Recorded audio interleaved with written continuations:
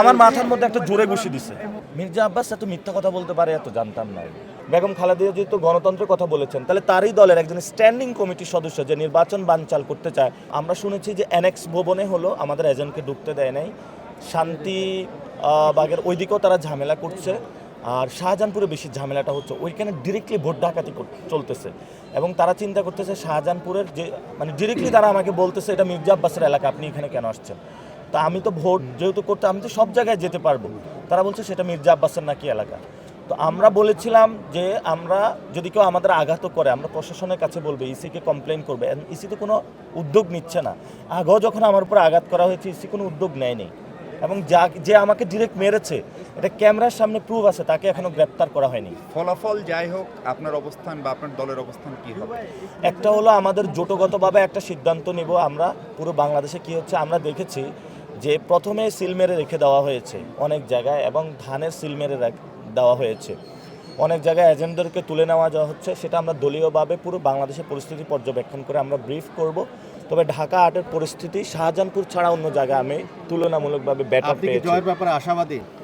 ইনশাল্লাহ আমরা জয়ের ব্যাপারে আশাবাদী, এবং সবাই আমাকে বলতেছে ভোটটা নাসিরউদ্দিন পাটোয়ারিকে দিচ্ছে না, শহীদ ওসমান হাদি ভাইকে ভোটটা দিচ্ছে। ফলত আমাদের রেসপন্সিবিলিটির জায়গাটাও বেশি, আমরা সব জায়গায় যাচ্ছি। আমাকে একটু আগে হামলা করা হয়েছে, আমরা ভীত নই, আমরা তারপরে ঘুরে দাঁড়াবো, আমরা শেষ পর্যন্ত মাঠে থাকবো। আমরা চাই বাংলাদেশে একটি সুষ্ঠু নির্বাচন হোক, এই সুষ্ঠু নির্বাচনের মধ্য দিয়ে যে আসুক এটা আমরা সেটা মেনে নিব। কিন্তু এখন এই নির্বাচনকে বানচাল করার জন্য বেগম খালেদা যেহেতু গণতন্ত্রের কথা বলেছেন, তাহলে তারই দলের একজন স্ট্যান্ডিং কমিটির সদস্য যে নির্বাচন বানচাল করতে চায়, গণতন্ত্র তার সহ্য হচ্ছে না। এখন তো জেনজিরা এসেছে, মহিলারা এসেছে, তারা বাংলাদেশে গণতন্ত্র প্রতিষ্ঠা করতে চায়। তো যেই দল গণতন্ত্র মুখে বলে কিন্তু কাজে হলো গণতন্ত্র বিরোধী কাজ করে, এটা বাংলাদেশের মানুষের সামনে প্রকাশ হয়ে পড়েছে।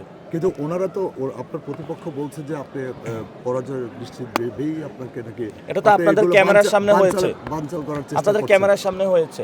এই যে আমরা কেন্দ্রে এখানে যে প্রবেশ করেছি, আমার সাথে একজন প্রবেশ করেছে, আমার সাথে তো অনেক লোক প্রবেশ করে নাই। সেখানেও যিনি আমার এই আসনের প্রধান পরিচালক উনি আমার সাথে ভিতরে গিয়েছে, এবং এটা সেনাবাহিনী এবং সবার অ্যাক্সেস অনুযায়ী নেওয়া আছে, অর্থাৎ 2 জন যেতে পারে, সাথে 1 জন যেতে পারে, সে অনুযায়ী আমরা গিয়েছিলাম।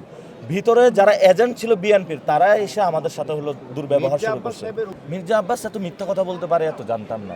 মানে মানুষ বয়স হলো সত্যের একদম কবরে পা চলে গেলে সত্য কথা বলে, উনি মিথ্যাচার শুরু করছে। এখন আমরা কি বলবো, মিথ্যাচারের জবাব আমরা ব্যালটের মধ্যে দিবে। এখন তো মির্জা আব্বাসের যে সন্ত্রাসী বাহিনী, সেখানে যে আমরা কিছু করতে পারবো, ব্যালটের মাধ্যমে আমরা ইনশাল্লাহ জবাব। উনি শঙ্কা প্রকাশ করেছে আর কি যে আপনি পরাজয় হবেন, এই কারণেই নাকি বানচালের চেষ্টা করছেন, এরকম কিছু কি বানচাল আমি মন্তব্য কি? বানচালের এটা উনি বলেছে, উনি মায়েরও দেয় আবার এই মানে ওইটাও বলে। তো যেমনটি বলছিলেন আপনার উপরে হামলা করা হয়েছে, আপনার কোনো কর্মী আহত হয়েছে? হ্যাঁ, আহত হয়েছে, অনেক ঘুষি দেওয়া হয়েছে, আমার মাথার মধ্যে একটা জোরে ঘুষি দিছে। এখন আমি কি বলবো প্রার্থী হিসেবে, কিন্তু আমরা এখন যদি এটা নিয়ে আমরা ভোটারদের মধ্যে কোনো ভীতিকর পরিস্থিতি সৃষ্টি করতে চাই না, আমি মায়ের খেয়ে সমস্যা নাই, কিন্তু আমি দাঁড়ায় থাকবো ইনশাল্লাহ ভোট শেষ হওয়া পর্যন্ত। দেশে দেশে সবার সাথে দ্য নিউজ।